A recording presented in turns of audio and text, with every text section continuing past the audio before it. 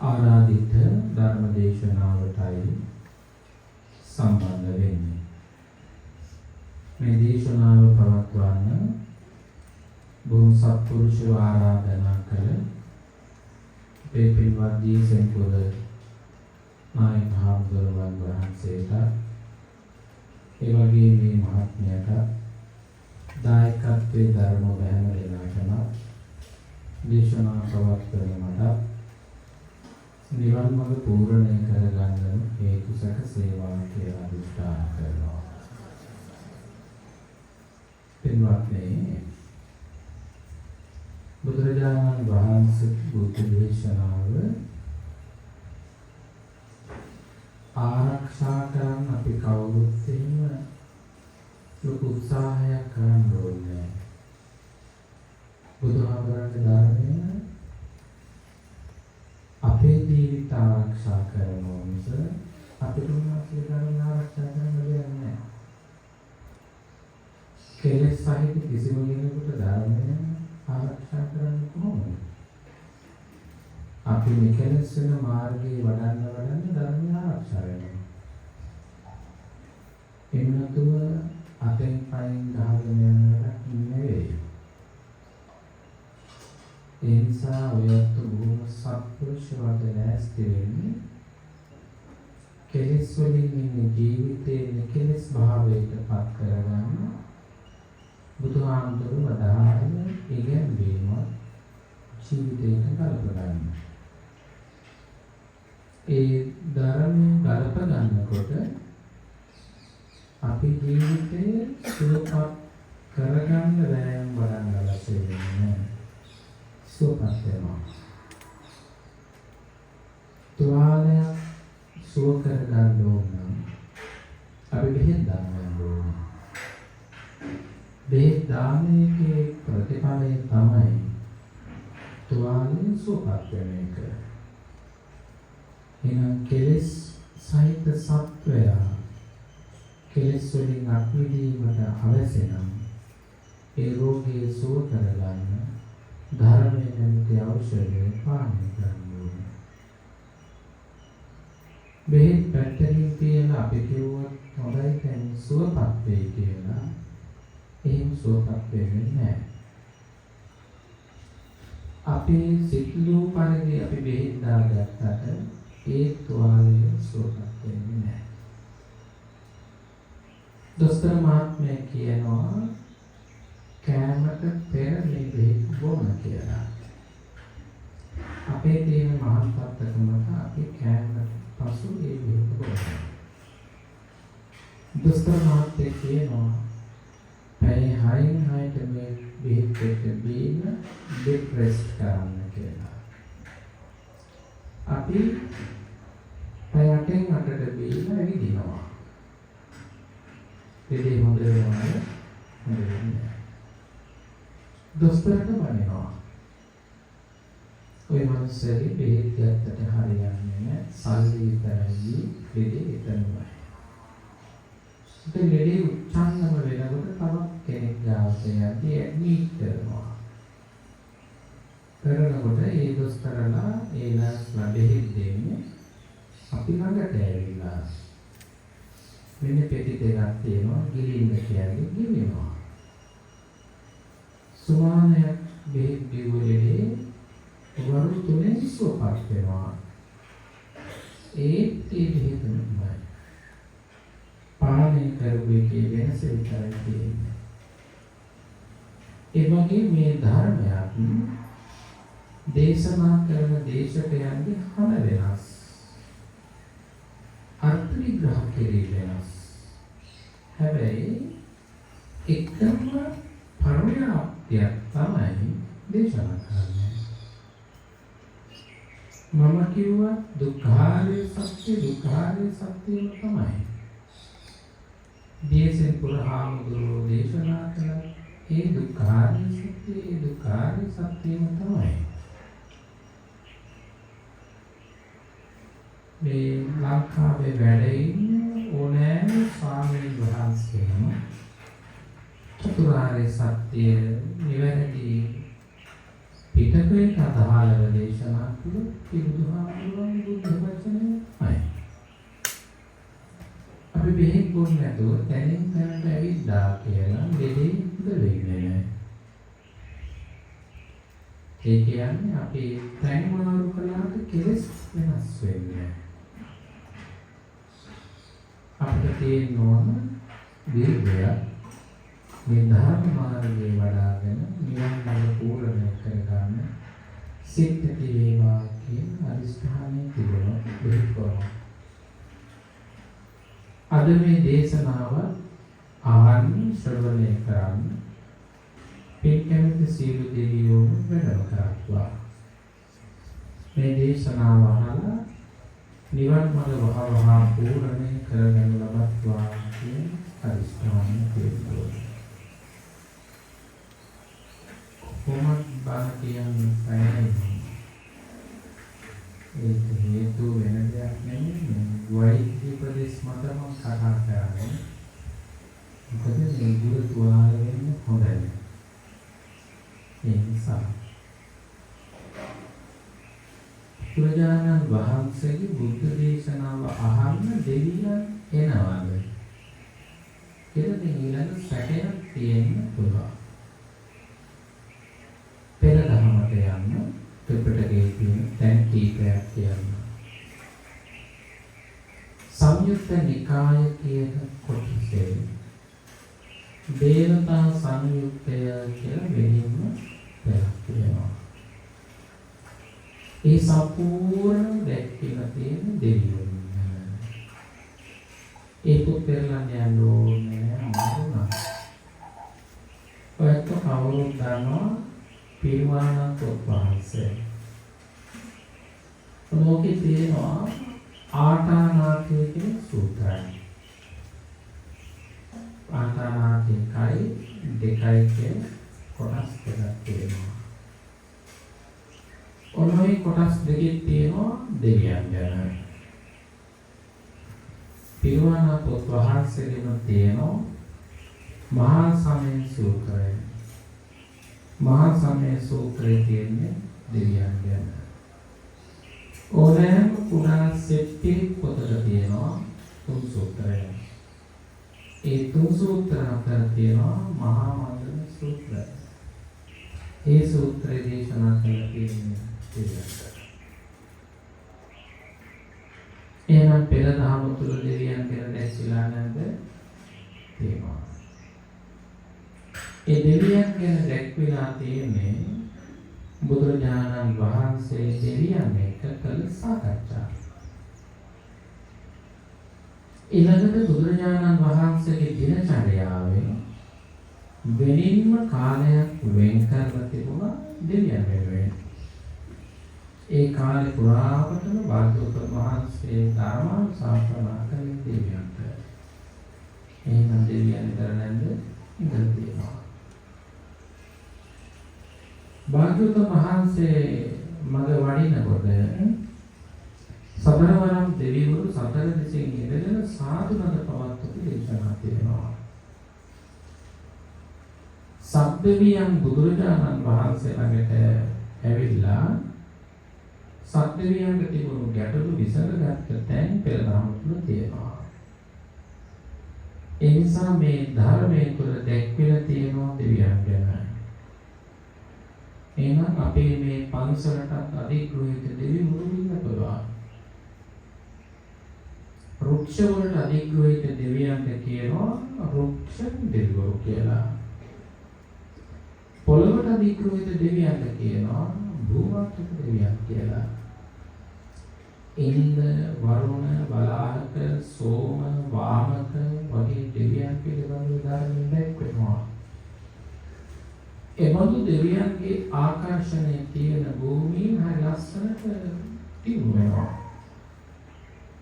දැන් අනුන්ගේ තැනකට යන්න ඕනේ නැහැ. ඔයත් මේ භාවනා කරන බෞද්ධ මානසික සුවසහන ආයතනය ඒ වගේ. තොරණෙන් ඇතුළු වුණු තැන ඉඳලා බොහෝම සිත් වෙනවා. ඒ තමයි දෙවියන්ගේ ආකර්ෂණය ඇති වුණාම ඒ භූමියෙන් සුවපත් වෙනවා. ඉන පිරිස් සුවපත් කරනවා. එහෙනම් මේ භූමිය අධිග්‍රහිත දෙවි කෙනෙක් ඇතේ. ඒ දෙවියන්ටත් මේ දේශනාව ඇහිලා නිවන් මඟ පූර්ණය වේවා කියන අදිස්ථානය. අපේ අම්මයි තාත්තයි දෙන්න මිය ගියොත් ඒ අය උපදින්නේ දෙවිවරු වෙලා. ඇයි යමෙක් ළඟ මෙත්තාව, මුදිතාව, කරුණාව, උපේක්ෂාව තියෙනවා නම් එයා සමාන කලේ මහා බ්‍රහ්මයාට. එහෙනම් මේ මහා බ්‍රහ්මයේ ලෙස මනුලොව තුළ මෛත්‍රී සිතින් ජීවත් වුණු අය දෙවියන් වෙලා උපදින්න පුළුවන්. එහෙනම් ඔබ නමින් මම නමින් අප හැම දෙනා නමින් මියගිය යම් ඥාතිවරයෙක් යම් සුගති භාවයේ කිපලයක් නම් මේ දේශනාව ඇසිලා ඒ ආත්ම භාවයන් සැපවත් කරගෙන සංසාරික දුකෙන් අත් මිදේවා කියන අදිෂ්ඨානය. අපි දෙවියන්ට ආරාධනා කරන දේශනාව ආරම්භ කරමු. समन्त चक्रवालेषु अत्रा गच्छन्तु देवता सत्तमं मुनिराजस् सुनन्तु सग्रमुक्तदं धम्मश्रवण कालो अयं वदन्ता ධම්මස්සවන කාලෝ අයං වදන්තා තද්ධම්මස්සවන කාලෝ අයං වදන්තා නමෝ තස්ස භගවතු අරහතෝ සම්මා සම්බුද්දස්ස නමෝ තස්ස භගවතු අරහතෝ සම්මා සම්බුද්දස්ස නමෝ තස්ස භගවතු අරහතෝ සම්මා සම්බුද්දස්ස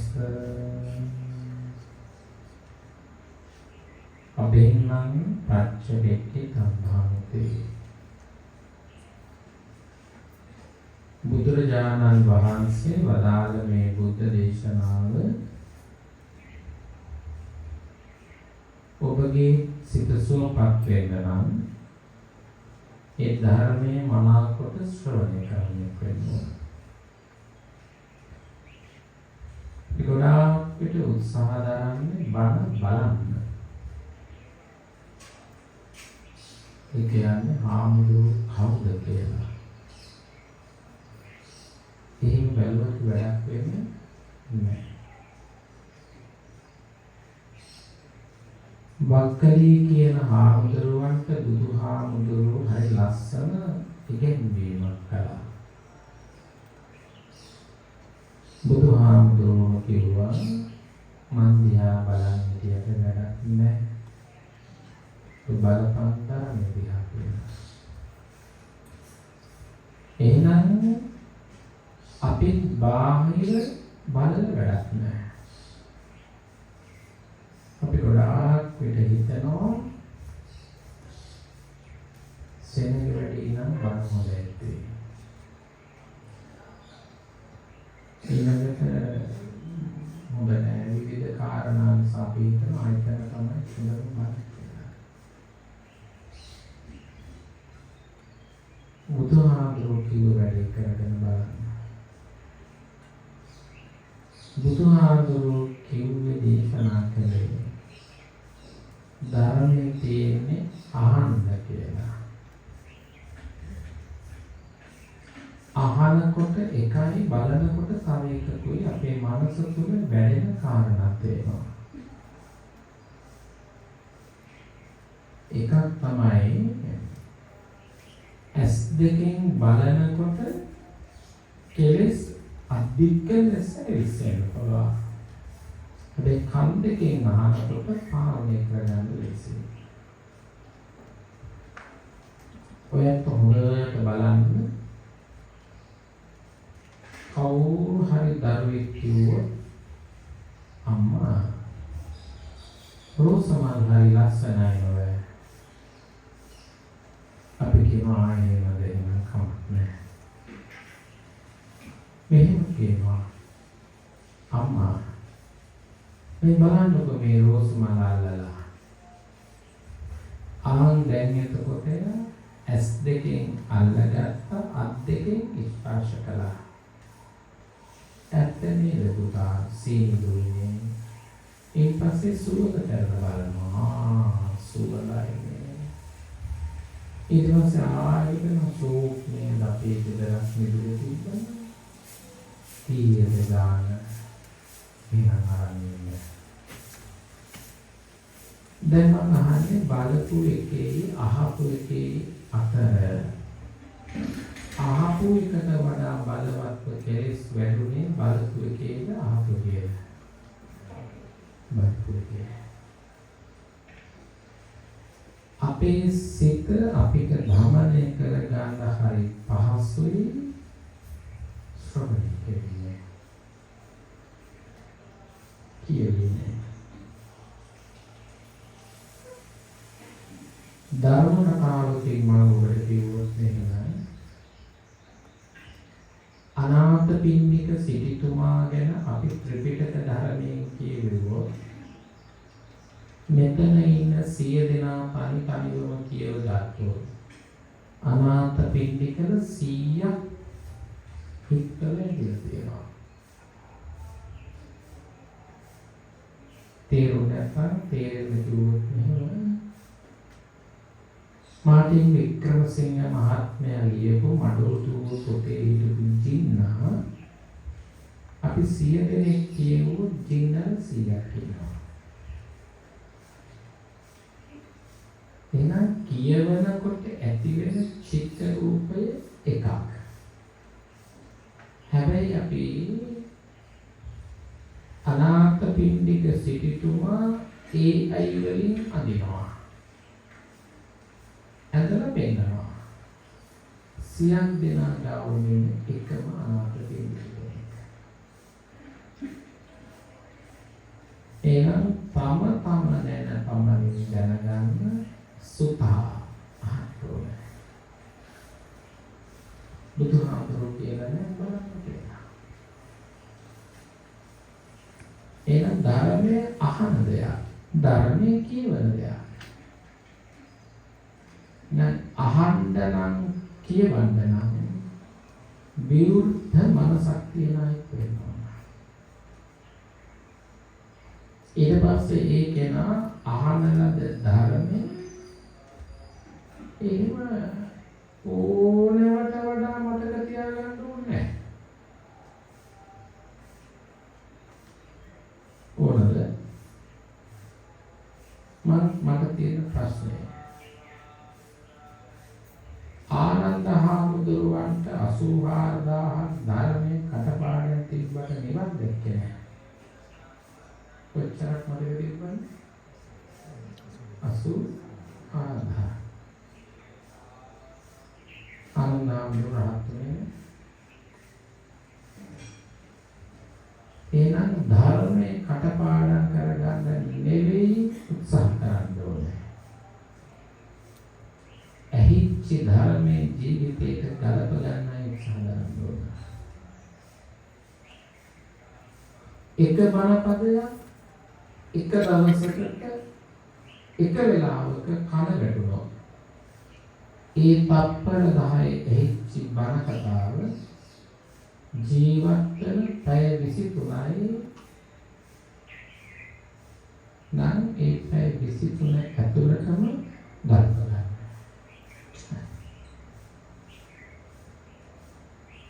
කලෙක්ෂන් එකක් එකතු කරලා දෙන්නත් නෑ. එකක්වත් ගලප ගන්න නැත්තා. හැබැයි කලෙක්ෂන් එකක් නෑ. එකක් ගලප ගන්න තියෙනවා. මම අහන්නේ කලෙක්ෂන් එකක් කියන එකද හොඳ? ගලප ගන්න හොඳ.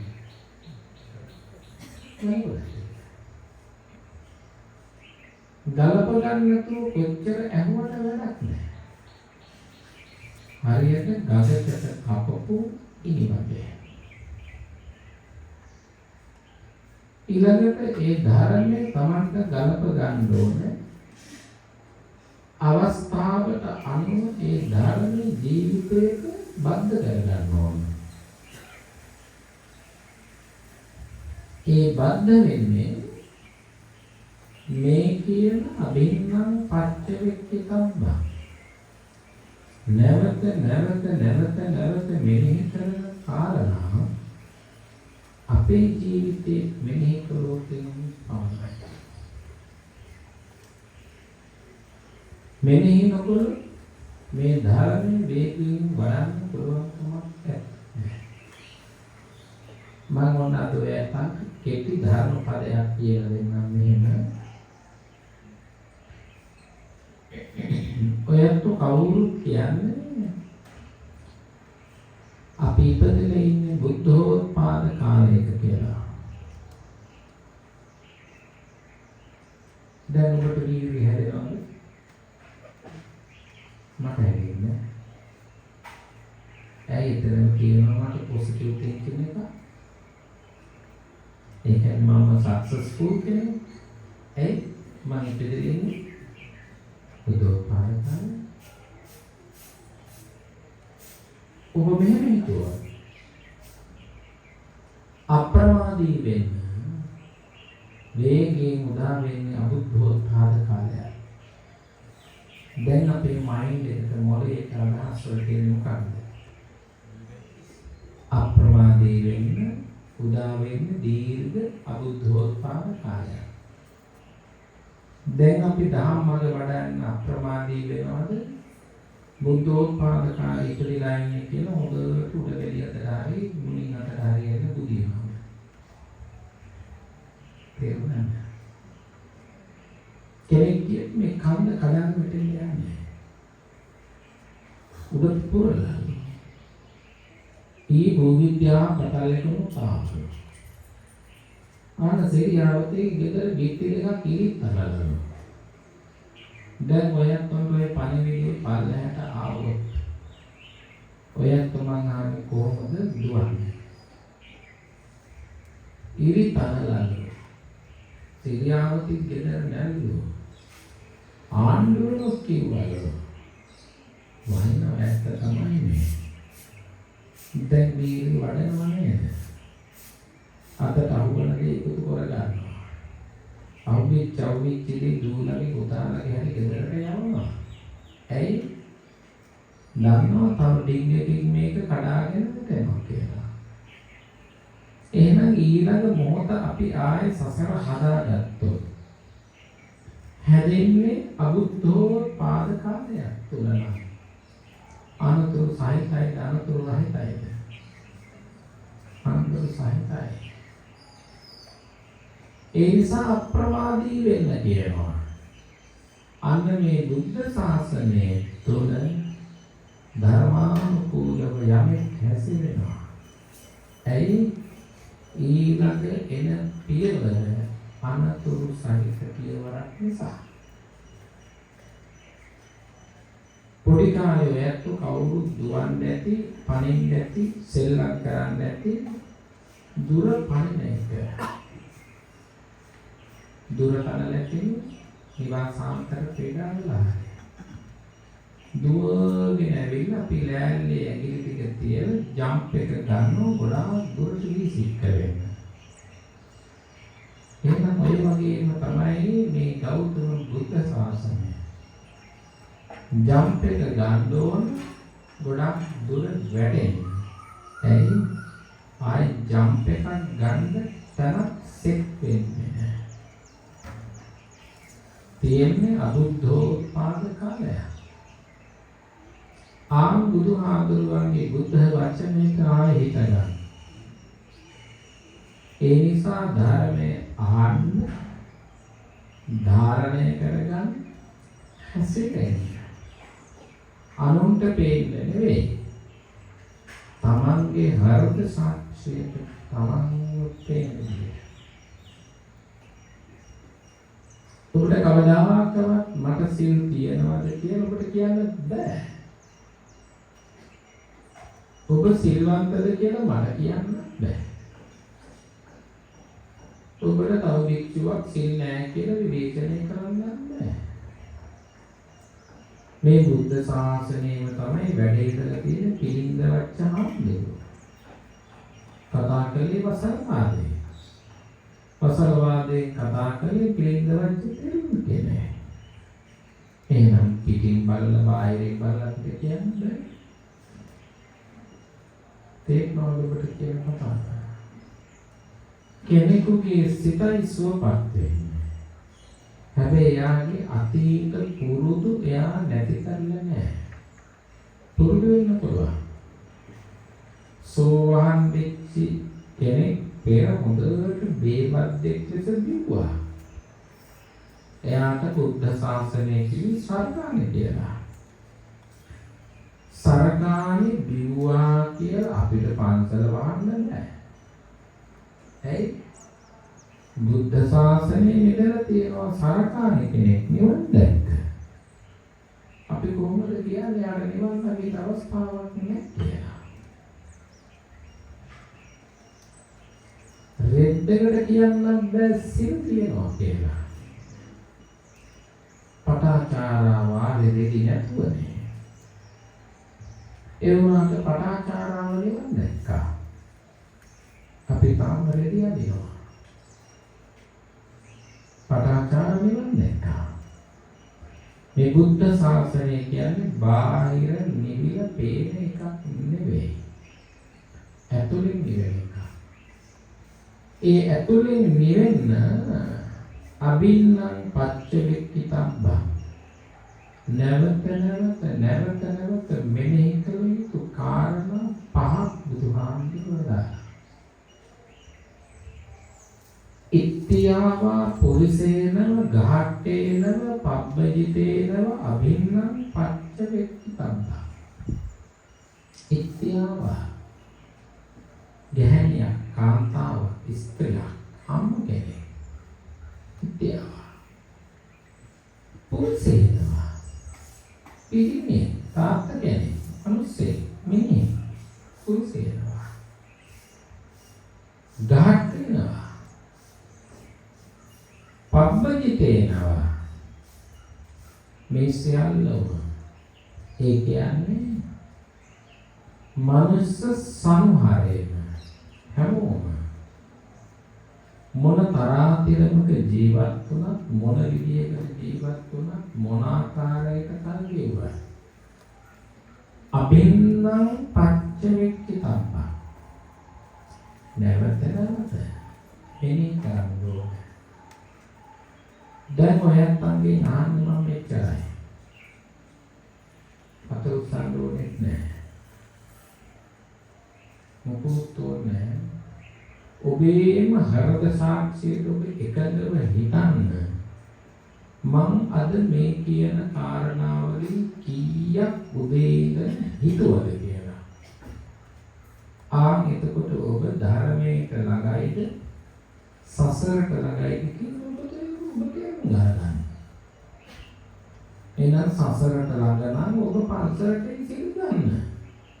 නිවනට ළඟ නම් ඔබ ඒ මහාන වෙන්න. කොච්චරයි? එක්ක. ජාති ධම්මෝ ජාති මනසෝ තේ වෙන පරිච්ඡේදය.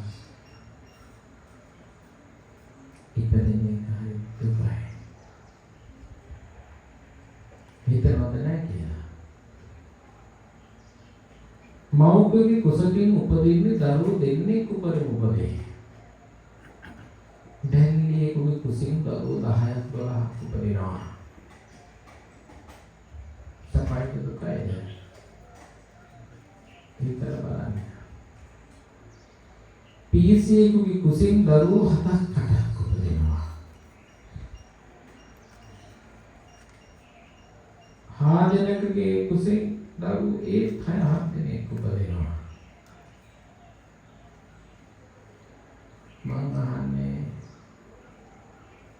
10 ගණන් දරුවෝ උපදින ආත්ම දේවා. ඔයත් දැකලා පිට දාන්නේ නෑ.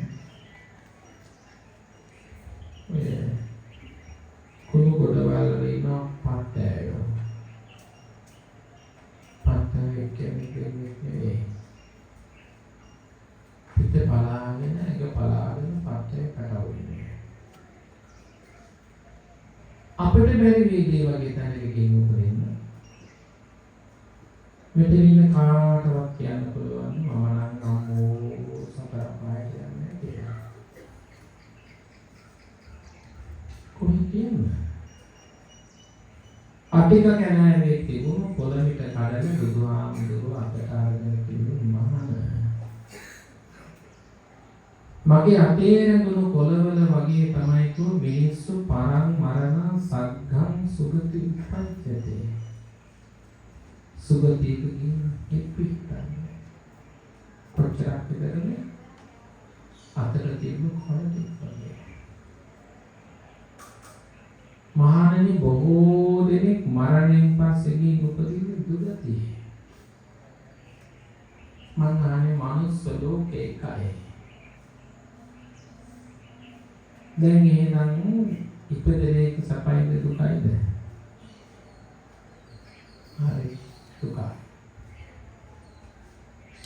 පොළොවට ධර්මයේ ධම්ම ශ්‍රාවකයෙක් කවදාකවත් නැවත උපදින්න හේතු සකස ගන්නෑ. මොනවද හේතු වෙන්නේ? අවිද්‍යා පත්‍ය සංඛාර. සංඛාර පත්‍ය පාඩ පිටකට වැඩක් නෑ બોලන්නේ. සසර දුක දකින තැනට ඕක ගලපගන්න. ඒ අවිද්‍යාව ඇති වෙන්නේ අසත්පුරුෂෝ අසුරු කරන නිසා. අසත් ධර්මයේ ශ්‍රවණය කරන නිසා. කාය වචී මනස දුෂ්ටයි ඇසෙන නිසා. කාරණා 10ක් නිසා අවිද්‍යාව ගොඩ නැගෙනවා. ඕන මූලාශ්‍රය කියන අනුත්තර නිකායේ අවිද්‍යා සූත්‍රය. එහෙනම් අපි සසර දුකට වැටෙනවට කැමති නැත්නම් අවිද්‍යාව ඇති වෙන්න තියෙන හේතු ටික නැති කරලා ගන්නවා. ඵලෙ නැති කරලා වැඩ නැහැ.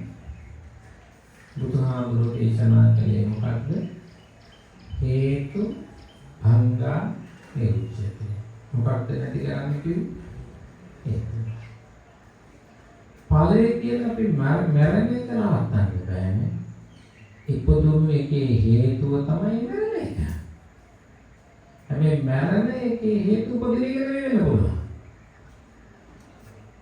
යම් කෙනෙක් කෙලෙස් නැති කරලා මේ මොළොවින් සමුගන්නවා.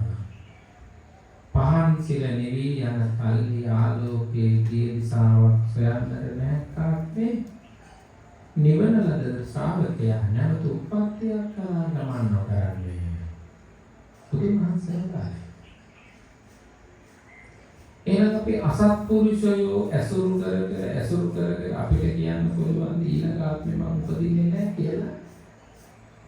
කියන්නේ අසත් ධර්මයේ ශ්‍රවණය කර අපිට කියන්න පුළුවන් ඊළඟ ආත්මෙ මම මැරිලා උපදින්නේ නැහැ කියලා. කියන්නේ. එහෙනම් ඔන්න දැන් ඔයත් දන්නවා. ඉපදෙන්න හේතුව තමයි මොනවද? සංස්කාර.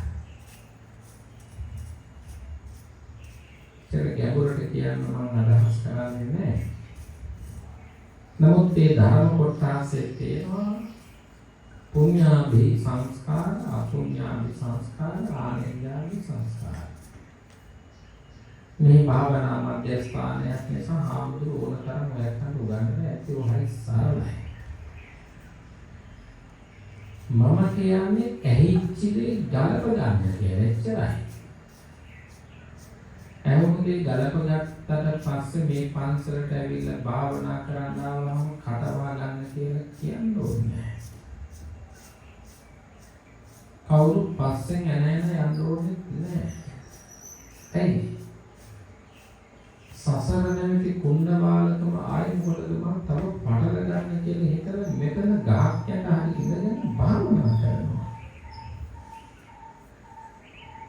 දැනුණොත් සසර බියට ඔබ දැනුණොත්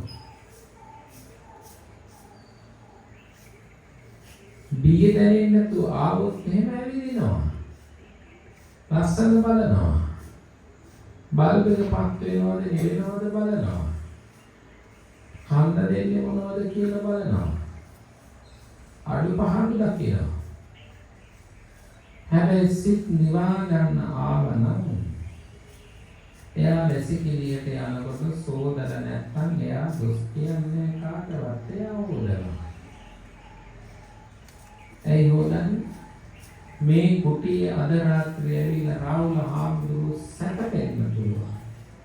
ඒ නිසා මම මේ හොදලා දානවා. ඇත්තටම ඇවිල්ලා තියෙන්නේ මොකද? නිවන් මඟ පූර්ණේ කරගන්න. හැබැයි වැසිකිළිය දකින්නකොට එනවා මූත්‍රාසය. එයත් මාහේ වහගෙන වතුර එක ගන්න නැතුව බැන බැන එළියට එනවා. ඒ ඇවිල්ලා තියෙන්නේ මොකටද? සසර මඟ හොයාගෙන. ඔබ හොයන්න ඔබේ ජීවිතේ. ඔයත්තාට ඉතේ හාමුදුරනේ ඔබ වහන්සේත් එහෙමද කියලා. මම ඒකල මං ගැන කියන්න ආස නැහැ. වසලේ වෙනවා. ඔය එක දවසක් අපි නුවර දලදා වලින් යනකොට කණේකට වෙන්නේ ගිලස් පස බලලා. ඒ පොදු වෙසිකිළියට අපි වෙලියම මුත්‍රාසය. මම මෙතන තිබුණු ලයිසෝල් දාන බෝතල මොක් කරලා ආයි බ්‍රෂ් එක තියලා ආවා. ඒ මහත්තයා ඒක නෙල්ලියේ. එයා දැක්කම අර බ්‍රෂ් එකෙන් හොදලා සුද්ධ කරලා එළියට එනවා. එයා හරි දුකේ හිතෙන මගේ නෝ ඒ ස්වාමීන් වහන්සේ කලින්. මුතින් අපහසු කෙනෙක් නැහැ. මට පහසුව තිබුණ නිසා සෝදලා දැම්මා. ඊළඟ යන කෙනා කියයි හරි සුවඳයි කියලා. ඉතින් සංසාරේ මට පිනක් කරගන්න අවස්ථාව හොයාගත්තා. ඔච්චරම මහත්ය කියලා පිටපත්තු කරනවා. මං අහන්නේ අපේ ජීවිතේ ඇවිලෙන්න හදාගන්නේ සසර බය ගැන දැක්කේ නැති කෙනා. සසර බය ගැන දැක්කොත් එයා ඇවිලෙන්න හේතු හදාගන්නේ නැහැ. කාටවත් බැනලා වැඩකුත් නැහැ. ගහලා වැඩකුත් නැහැ. එල්ලලා වැඩකුත් නැහැ. බුදුහාමුදුරුවෝ ප්‍රතික්ෂේප කරපාන ඉවරයි කියලා. සම්මේන පිවිනේ මේ පරිසේන පිවිනේ මේ සම්ම පරිසේන පිවිනේ මේ අනාත්මයි. කාරුණිකව කියන්න ටිකක් සරල කියලා මැදින් මැදි හත්ක කියනවා.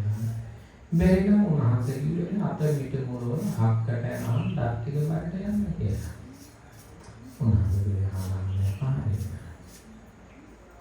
අපටත් ඕනමයි. නිවෙන්න ආපු තැන නිවෙන්න නැත්නම් අතහරිනවා. මොකටද දැවෙන්නේ හේතු හොයාගන්නේ.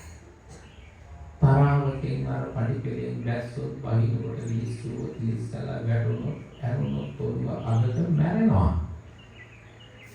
හැබැයි කාටවත් කියන්න බෑ. බවුන්සෙත් භාවනා මධ්‍යස්ථානයේ විස්සලයි අපේ තාත්තා වැටුනේ කියලා. අරමුණ වෙලා තියෙන ද්වේෂය නම් මේ පන්සල් වත්තේම සරපේක් වෙලා පදින්න පුළුවන්. භූමියේ නිසා කවුරු නිරයට යන්නේ නැතුව ඉන්නේ නැහැ. කෙනෙක් කියන්න පුළුවන් අපේ අම්මා මරුනේ දඹදිව බුද්ධලයාවට ගිහිල්ලා. කවුද දන්නේ බුද්ධලයාවෙන් බයිනකොට ද්වේෂ සිතින් බැස්සුනේ කියලා. මම යෝජනා කරන්නේ නැවත උප්පත්ති භූමිය. හිතන තරම් පහසු භූමියක් වෙන්නේ නැහැ. පරම් මරණ දුක්ඛතේ. කොහෙද ගිහින් උපදින්නේ? දුකතේ. එහෙනම් මේ වෙලාවේදී තව මොහොතකදී මේ හුස්ම රැල්ල අරගෙන පහළට හෙලන්න කලින් මැරෙන්න පුළුවන්. ඒ නිසා හැම තිස්සෙම සිත සුවපත් කරගන්න ජීවිතේ වීර්යය වඩා. ඒකට තමයි තියෙන්නේ කමඨාන් 4. හරි සරලයි මේ පාසලේ ඔයයන්ට කට කැඩෙනකන් ආගුරු ගන්න නැහැ. බුද්ධානුස්සති මෙත්තාච අසුභම්මානුස්සති. මේ පන්සලේ අඩිය ගහපු තැන ඉඳලා වටයක් ගිහිල්ලා යනකන් ආගුණ වල අතේ තියාගෙන බුදු ගුණ වඩන්න. සමතේ කෑම ප්‍රශ්නයක් නෑ. ඇයි? වඩලා තියෙන බුදු ගුණ. ඉපදෙන එක සසර දුක. කියන්න පුළුවන් නම් මේ ගෞතම බුද්ධ ශාසනයෙන් බැහැලා යනකොට අයමන්ති මාජාතිනන්ති රාමිකුණක් භව. හොස්පිටල් එකට ගිහින් අටපිරිත ඔළුවේ ගස්සන එක නෙවෙයි වැඩේ. මැරෙන්න හුස්ම අදින මිනිස්සු වටේට හාමුදුරුවෝ 100ක් ගොඩ ගන්න එක නෙවෙයි වැඩේ. පුළුවන් නම් මේ මිනිස්සෙක් ඉස්සරෝහලේ අනිවෙන දරුෂක අද්දක එකතු කරලා මටත් ඔබටත් කියන්න මම ආයෙ නම් මෙහෙට එන්නේ නැහැ කියලා. අපි දිනු මිනිස්සු වෙනවා.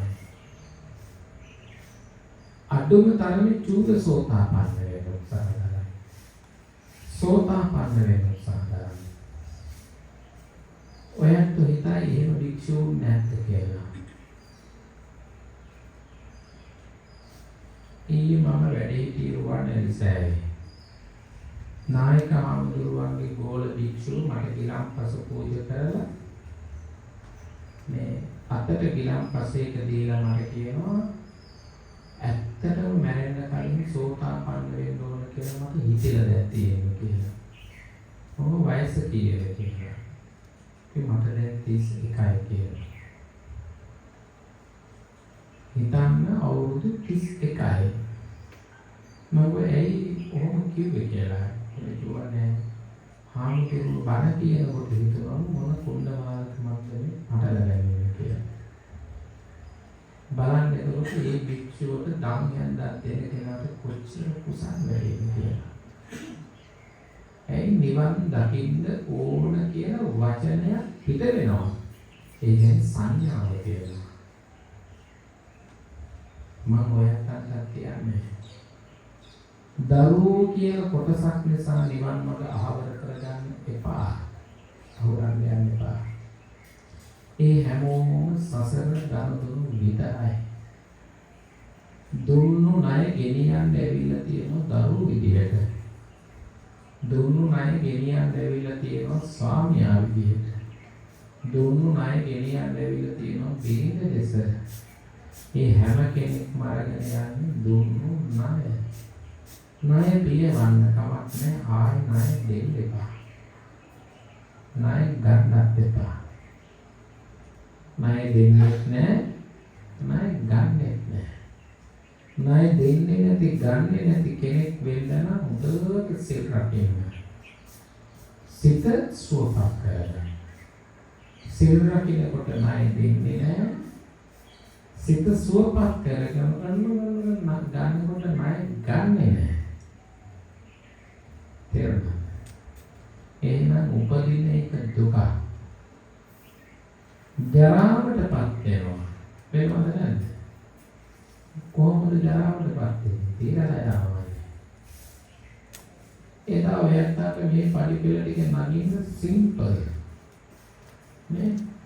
කේල්ගිරියේ පුතෙන් ලෙලි ගහ මෙතෙන්ද දුවගෙන අර පැත්තට එන්න පුළුවන් තප්පර 10යි. දැන් දුවන්න ගියොත් එමු හොම්බකට විමෑල්ලා තමයි නවතින්නේ. දිරලාද නැද්ද? දිරලා. රුවන්වැලිසෑය වටේට වට 3ක් ඔයයන්ට යන්න බෑ. දැන් 4කට විතර නවතිනවා. බෑවල කොල්ලෝ යන්න මොකෝ කරන්නේ යන්නත් ඕනේ දිරලා. ඉස්සර නම් ඈතින් කෙනෙක් කෙනෙකුට අඳුන ගන්න පුළුවන් මේ. දැන් ආවලකට අනේ කොල්ලෝ එනකන් මට අඳුන ගන්න බැරි වුණා නේ ඔබ කියලා. ඒ කියන්නේ ඇස් දෙකක් දිරලා. තව අවුරුදු 3-4ක් යනකොට දත් 7-8ක් හැලෙනවා. එතකොට ගොල දානවා. හඬෙන්නේ නැහැ. මේ ජීවිත හරි වේගයෙන් දිරන එක. කෑම නිසා දිරණ එක නවත්තන්න බෑ. තේරුණා? පරිසරය නිසා දිරණ එක නවත්තන්න බෑ. තේරුණා?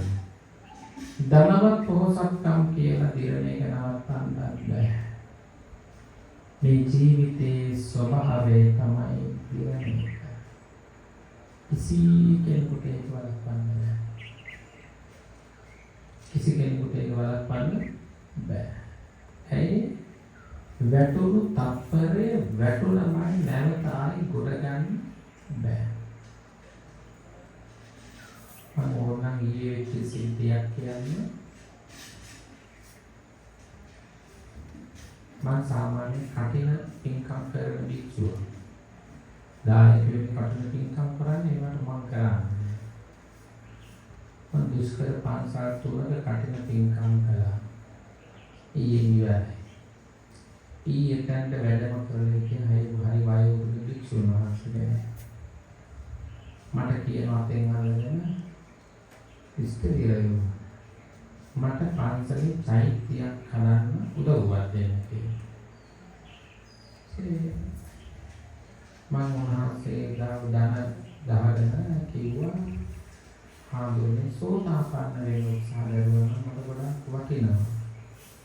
ඔය වයසත් එක්කම චෛත්‍යය. ඒ වගේ ගෝලයෝ හාමුදුරු වලපයයි ගොඩපයයි ඉන්නේ. භාවනා කරන හොඳට සිත සුවපත් කරගන්න දැන් චෛත්‍ය පරමාර්ථ කරන වයසක් නෙවෙයි. ඒ කාලේ ගියා. වටේම තුරු වික්ෂුන් වහන්සේලා මගේ මූණ දිහා බලාගෙන මම ධාර්ම දෙදක්දී වැඩම කරලා හිටපු හැම වික්ෂුවක්ම මට කිව්වේ ඔය හරිය වික්ෂුව කිව්වන්නේ නායකවරු මේ පළාතේ ලොකු හාමුදුරුවෝ කිව්වා. මම බුදුහාමුදුරුවෝ කියව කතාව මම කිව්වේ. ජීවිතේ අපේ කාලේ ගෙවුනට පස්සේ ආයේ අදින්න බෑ. ඒ නිසා දවසක ජීවිතේ මැරෙන බවවත් ඉපදෙන බවවත් සිහි නොවන වෙලාවක් එනවා. ආනර විච්චුවට චෛත්‍ය හදන්න මතක් වුණේ අවුරුදු 80 දී. කාලේ පැන්න එක්ස්පයර් වුණාට පස්සේ කවුරු පාවිච්චි කරගන්න. තේරුණා?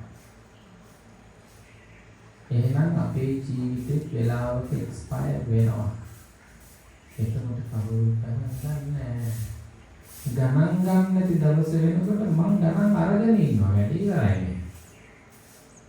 ඒ නිසා ඉක්මනටම ජරාවටපත් වෙන එකෙන් වළකින්න උත්සාහ කරන්න. වෙලාව නම් ඉවරයි. කාරණා තව එහෙම තිබෙන්නේ මොනවා කරන්නේ තප්පරකට කරන්නේ. ඔයන්ට ව්‍යාධියටපත් වෙනවා. ලෙඩ වෙනවා. මොනවා කෑවත් මොන වෙන්දක් මොන විදිහට ජීවත් වුණත් වැඩක් නෑ. මටත් දැන් 40ට මටත් තේරෙනවා. 40 කම්මේ ඔය සංක කොහොමද තේරෙන්නේ? තේරෙනවා.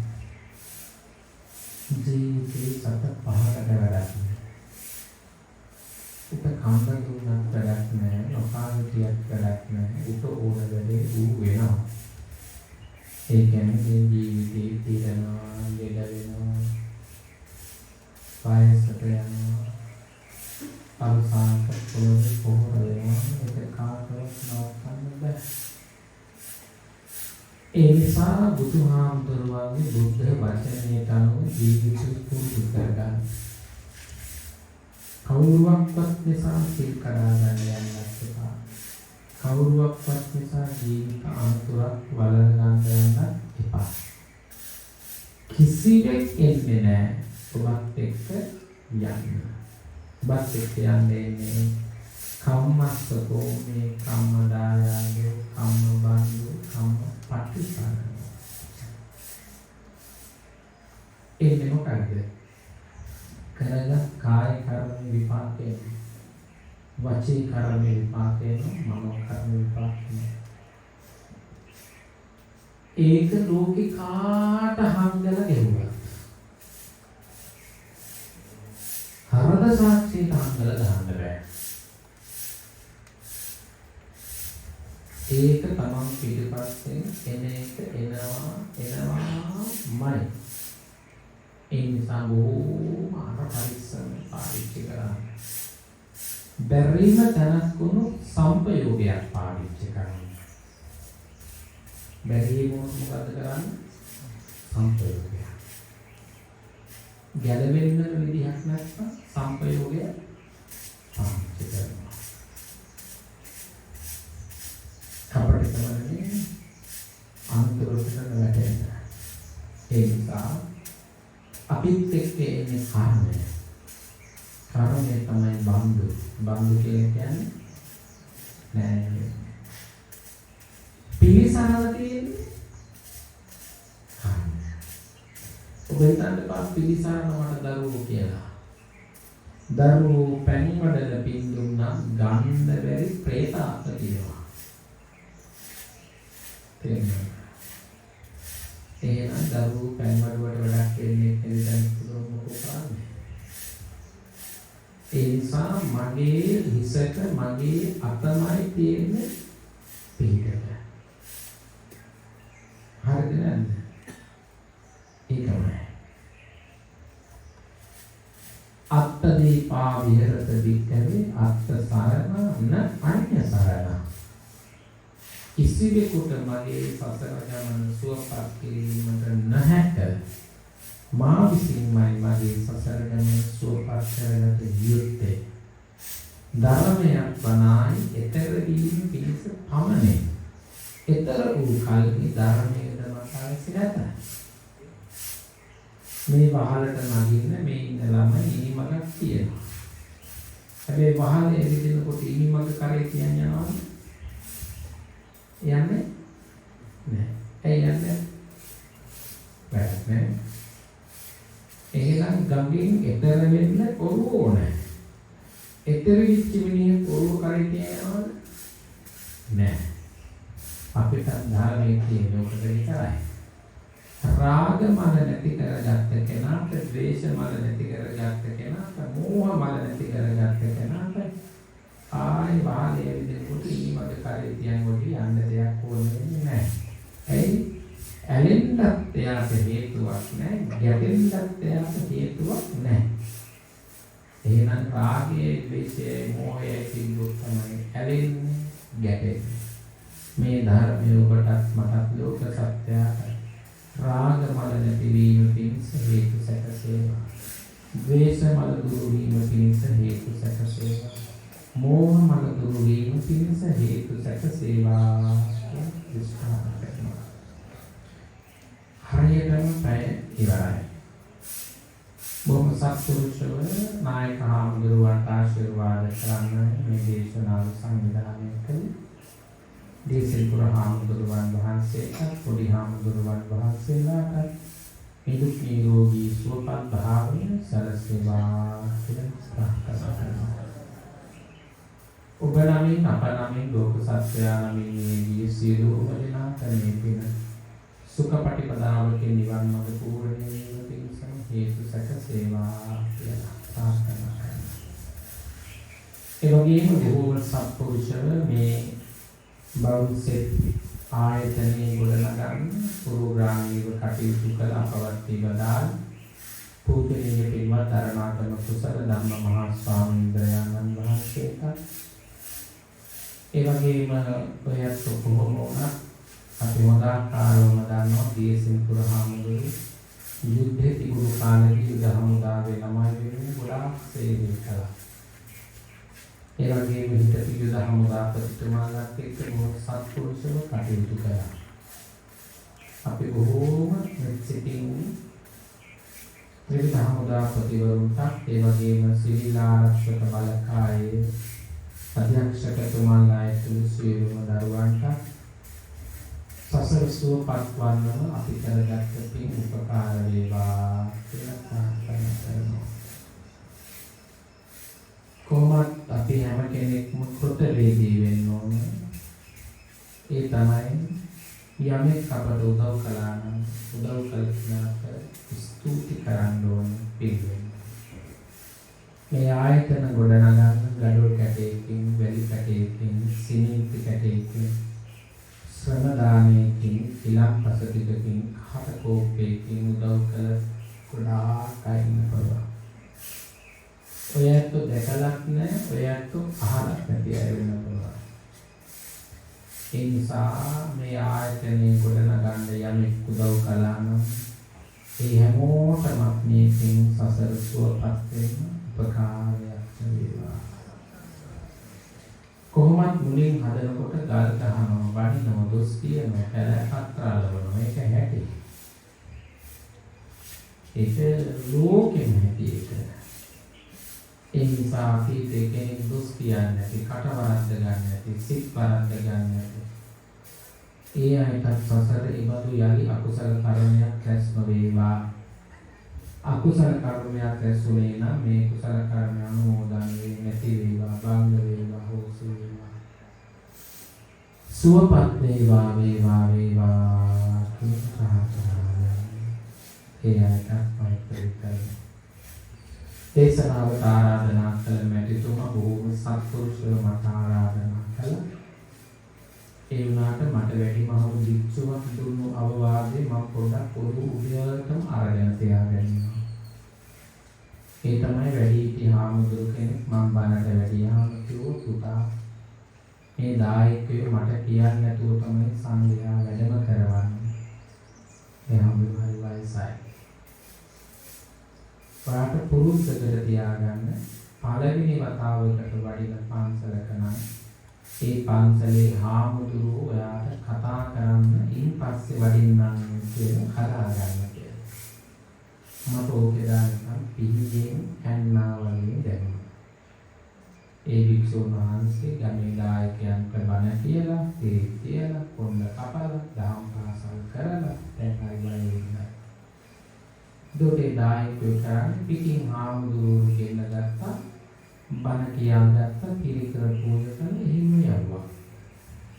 ඒක හාමුදුරුවන්ට කොච්චර දුකක් හිතෙනවද? ඉතින් මට ඇත්තටම මේකම දීසෙන් පුර හාමුදුරුවෝ එක්ක ලංකාවේ නැද්දලා ඉන්නේ. ඉතින් උන්වහන්සේ මම දන්නේ ගොඩාක් කල් ඉඳලා බෞද්ධයන්ගේ බණට වදින අවස්ථාවේ. නමුත් මම දුන්නාසේ අද කතා කරන්නේ පිට කතා කරන්නේ. බලන්දීකින් ඉතල තියෙන්නේ අපි ඔක්කොම එකට බණ කියන සහපටි කියලා. මේ මොනවා අනිවාර්යයෙන්ම ගිහිල්ලා ඉවරයි. ඒත් මම දින පොතේ වෙන් කරගත්තා මම වෙන බණ බාරගත්තේ නැහැ. ඒක හාමුදුරුවෝ කතා කළා මම ගෝවානේ හාමුදුරුවෝ වදිනවා. හඳ විතරක් ලැබුණාම ඇති කියලා. අනේ වැඩි මහල් භික්ෂුව දැනුවත් කරන්න එදා වැඩි හාමුදුරුවෝ මට සිහිපත් කරගෙන මතක් වුණා. මම සාමාන්‍යයෙන් ගෙදරකටවත් බණකට වඩින භික්ෂුවක් නෙවෙයි. පන්සලේ හාමුදුරුවෝ කිව්වොත් විතරයි මම බණට වඩින්නේ. නැත්නම් වඩින්නේ නැහැ. අර මහත්තයාගේ ටෙලිෆෝන් නම්බර් එකවත් මම සේව් කරලා නැහැ. නමක්වත් මම අහන්නේ නැහැ. ඇයි මේ පන්සලේ බර අධික දායක මහත්ය වෙන්න පුළුවන් මට ආරාධනා කරනවා. මට පැහැදිලා මම පිටිපස්සෙන් එන්න පටන් ගත්තොත් මේ පන්සල වල් වදිනවා. ඒ නිසා හිම දායකයෝ ගලව ගන්න එකත් මගේ දුන්නක් නෙවෙයි. මම කිසිම දායකයෙක් ගෙන්න ගන්න හාමුදුරු කෙනෙක් නෙවෙයි. අදටත් මම වළඳන්නේ විශ්වවිද්‍යාලයේ ගියපු පන්සලට ගියා ජලගුණා ආවා. ඒ නිසා මම ඒක වරදක් මගේ මහාන් තාත්තටමක් පිළිස කළ දෙයක් නෙවෙයි. දීසෙන් පුරහාමුදුරුවන්ගේ ආරක්ෂාව පිළිසම මම කළ දෙයක්. ඒකෝයත් මට ආයෙ කතා කරන්නේ නැහැ උන්වහන්සේට නොදන්නවා. දන්නවනේ මම ඉන්නේ නැහැ කියන්නේ.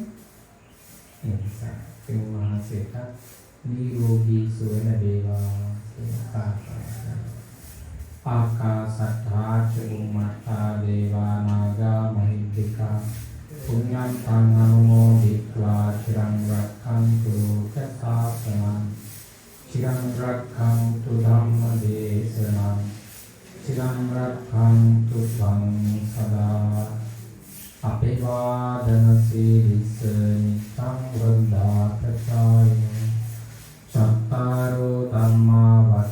භවಂತಿ ආයුවන්නෝ සුඛං බලಂತಿ අපි රැස් කරගත් මේ උතුම් කුසල ශක්තිය තිස්වසරක් පුරාවට මේ රට වෙලාගෙන හිටපු කුලේරු කස්තවාදීත්වයේ අපේ රට මුදවාලන්නට ජීවිත පූජා කළ ත්‍රිවිධහමුදාවේ සියලුම දෙනාට ඒ වගේම ඒවක් අපේ රට පාලනය කළ මහින්ද රාජපක්ෂ මැතිතුමාට ඒ වගේම සරත් ෆොන්සේකා මැතිතුමාට ඒ වගේම වීරසිංහ මැතිතුමා ඇතුළු කොටගත් සේනාධිනායකතුමා ඇතුළු සියලුම දෙනාට නිදුක් නිරෝගී සුවපත් භාවය සැලසේවා කියන මෛත්‍රී සිතින් සෙත් ප්‍රාර්ථනා කරමි.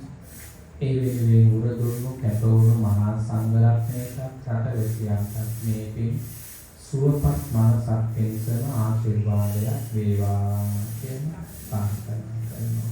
තෙරුවන් සරණයි.